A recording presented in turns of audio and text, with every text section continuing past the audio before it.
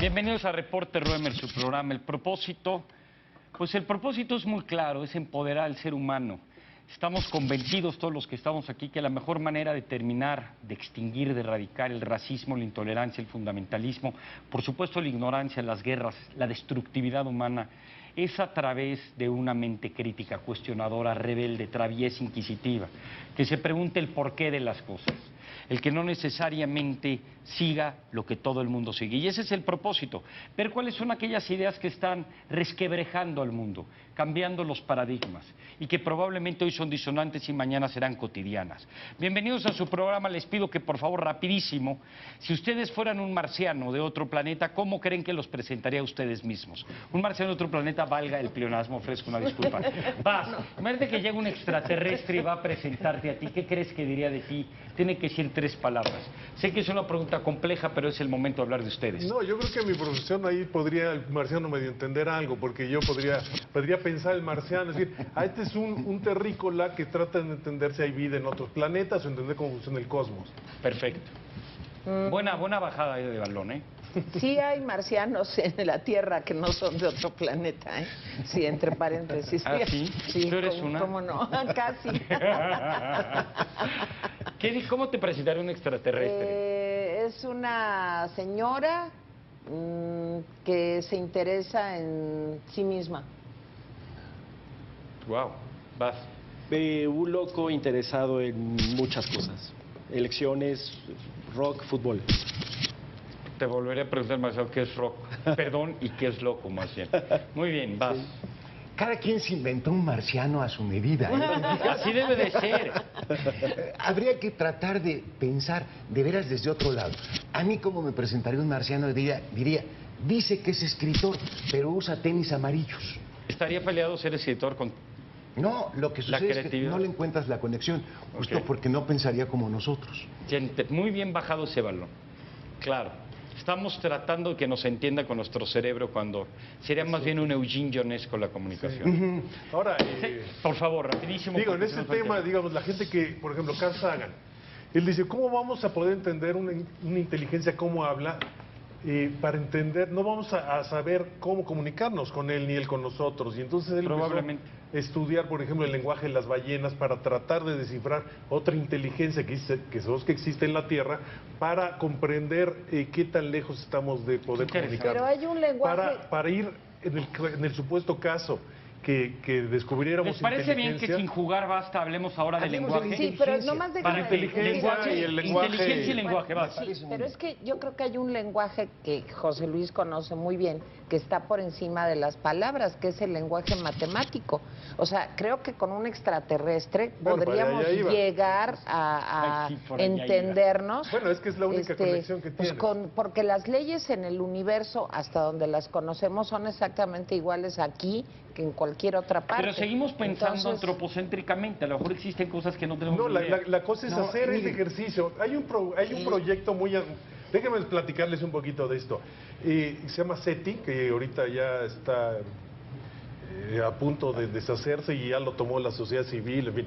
Pero eso es la búsqueda de inteligencias extraterrestres. Y el dilema que tenía Sagan, esto habla de los 60s, Sagan y otros expertos, es decir, imagínense que ya encontramos vida inteligente. ¿Cómo les empezamos a establecer un diálogo? No hay ningún vida inteligente.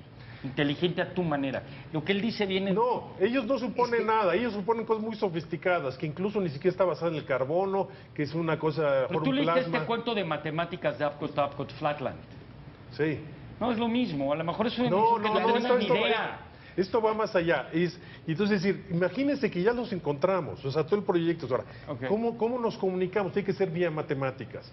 Y entonces, por ejemplo, incluso base 10 no tendría sentido porque base 10 es algo arbitrario. Pero estás hablando de tu cerebro, a lo mejor no tiene nada que ver las matemáticas con esa persona. No, inteligencia tiene que haber alguna cuestión matemática, de que exista pi o un círculo. En tu José cerebro. Luis está muy convencido de que la única ventana para asomarnos a la realidad son las nuestras. Si pensamos, por ejemplo, a través de la literatura o la filosofía, y empezamos, por ejemplo, a revisar textos como el de Voltaire, el Micromegas, y ahí se ficciona un ser micromegas que tiene 1013 sentidos diferentes frente a los 5 que nosotros tenemos, nos da una pista de lo que podría ser un ser completamente distinto.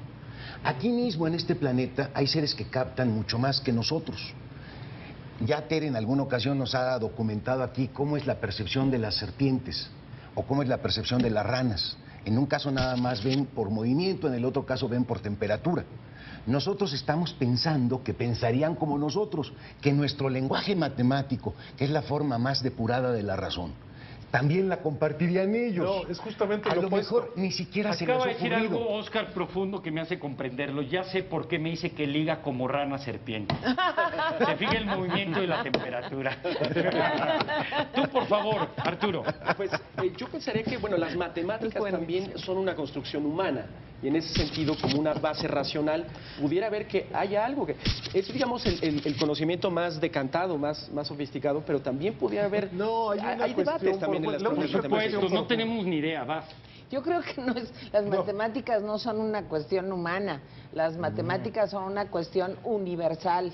Así es. Universal en este mundo para los seres humanos. No, 3 más 2 es igual a 5 en cualquier aquí galaxia. En Rusia. No, Siempre ese es el peor tú lo ejemplo que digas. acabas de No, decir. los números pero es que enteros no. son los mismos Sí, en cualquier pero No, es que pero es el peor no. ejemplo, es un concepto absolutamente perdón, filosofía pero yo universal. estaba hablando y no me dejaron. Dejen yo que estaba termine, hablando. Tere, perdón. Es que no nos clavemos en la textura de que 3 más 2 es igual a 5, sino pensemos, la gravedad, ¿sí?, es una fuerza que Son principios físicos universales. existe en todo el universo. Eso sí. Así la perciba yo de un modo, a lo mejor no me importa, pero la gravedad es algo que funciona. Los campos electromagnéticos Tenemos tu punto, también. estamos descubriendo O sea, cosas de la física que van mucho más allá. No 2 más 3 es 5 porque es una cosa nominal, pero sí. Quisiera poner a la física en su lugar, porque conoce poca metafísica. A ver, Todo todo aquello de lo que ustedes hablan son fenómenos, o sea, representaciones en la conciencia. Hay una cosa que no podemos No son alcanzar, representaciones que en la es la conciencia. cosa misma. Más allá de tu aparato de percepción, más allá del lenguaje con el que la tratas de representar, la cosa misma no es alcanzable. No, claro que sí.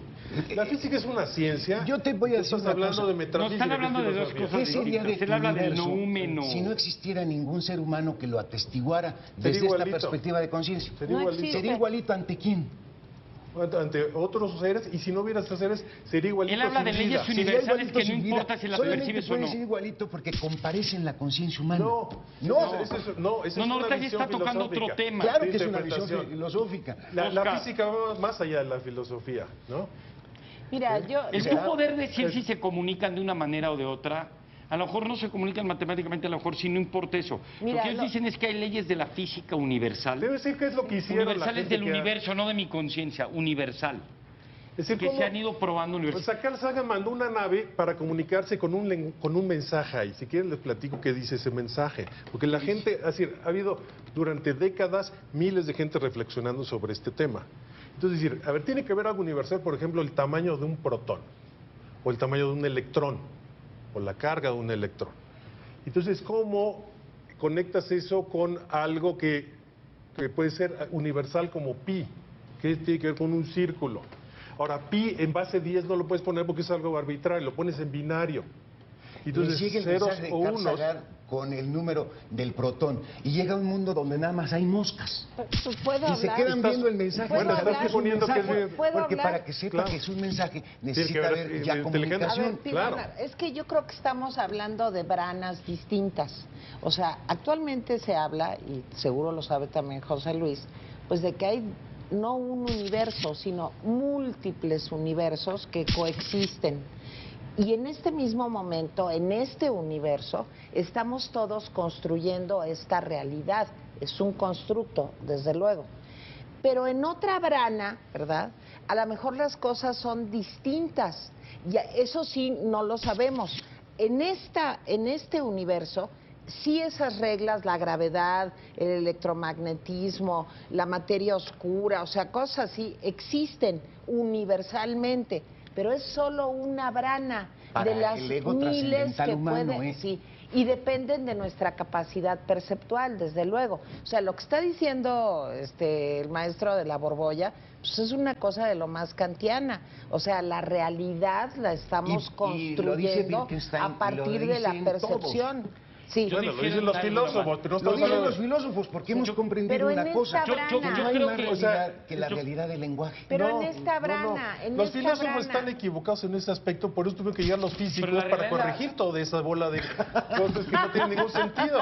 Pero no nos vamos a meter estamos hablando de ciencia. Para mí, tanta diferencia, Bergson, no es que vayas conociendo la realidad, es que no puedes conocerla. El nomen no es conocible. Solo conoce el fenómeno. Ese sería el que sí te va construyendo la realidad.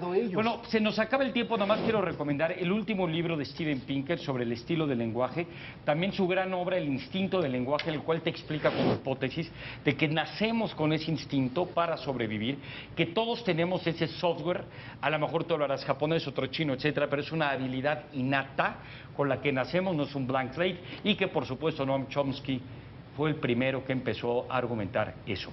Señoras y señores, nos quedan 4 minutos, vamos rapidísimo, otra palabra. Aprieta un botón, por favor. ¡Basta! F, futuro. Futuro, que está por venir.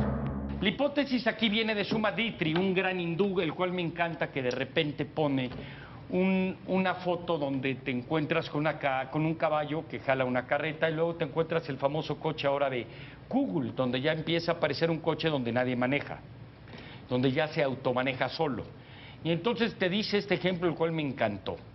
Dice, tú a tu abuelo o a tu bisabuelo, si tuviste esa oportunidad de conocerlo, le preguntas, oye, abuelo, ¿y cómo era manejar una carreta con caballos? ¿Y qué pensaron cuando vieron el primer coche? Dijeron, no, nos asustamos, pensamos que mucha gente iba a quedar desempleada, que los pobres animales, que esto era terrible, que la gasolina, etcétera, etcétera.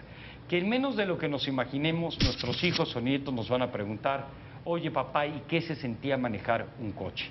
Es decir, la tecnología está avanzando a términos exponenciales y a veces no nos damos cuenta de esta ley de Moore. Eso es 4 minutos, cada quien comente rapidísimo, estamos contigo, Tere. Quiero recomendar 2 libros que acaban de salir de Michio Kaku, extraordinarios. Uno es La física del futuro, hablando de lo que estábamos discutiendo hace un momento, y el otro es El futuro de la mente.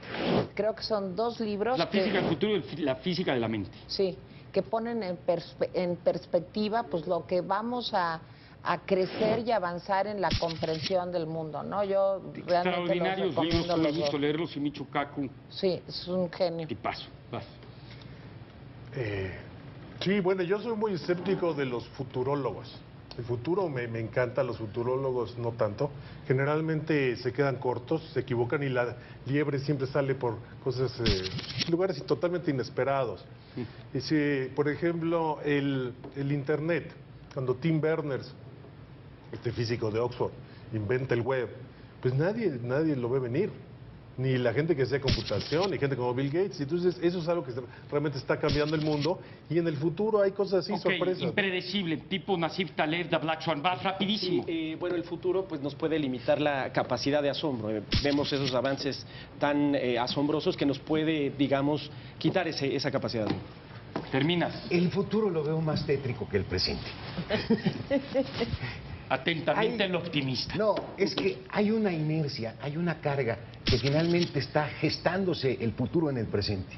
El futuro está en germen ahora. El futuro está en los proyectos pero mira, que lanzamos Abraham Lincoln adelante. te decía que la mejor manera de predecir el futuro es inventándolo. Hoy por hoy, sobre todo en la zona del Silicon Valley, del área de San Francisco, créanme, que se está inventando el futuro. Estas tecnologías disruptivas están cambiando los arreglos institucionales. Uber versus los taxis, Coursera versus la educación tradicional. Les puedo dar 1.000.000 de ejemplos donde más rápido de lo que nos imaginamos vamos a empezar a ser humanoides y donde sería muy interesante empezar a reflexionar. Y no lo estamos haciendo. Chile, les quiero compartir, en su Senado acaba de crear una comisión sobre estudios del futuro. Tienen un centro de estudios del futuro donde están viendo cómo empiezan a legislar y cómo empiezan a regular para que las externalidades negativas, perdón que hable como economista, los efectos colaterales positivos se maximicen y los negativos se mitiguen. Muy bien. Señoras y señores, se acabó el programa, muchísimas gracias, pero aquí en su canal Proyecto 40 sigue muchísimo, así es que siga activando su mente. Muchas gracias, buenas noches.